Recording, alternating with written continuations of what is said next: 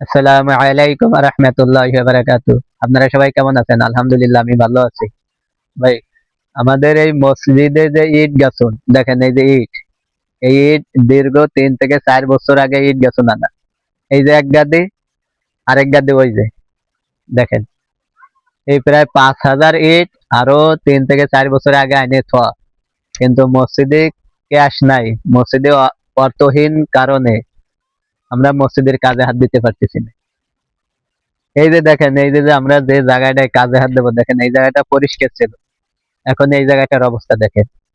হয়তো আগামী শুক্রবার ইনশাল্লাহ ফয়সালা হবে, আপনাদেরকে জানাবো। কিন্তু ভাই, আপনাদের কাছে একটা দাবি যে ভিডিওটা সর্বোচ্চ শেয়ার করে দেবেন, না হলে 10টা টাকা দেবেন।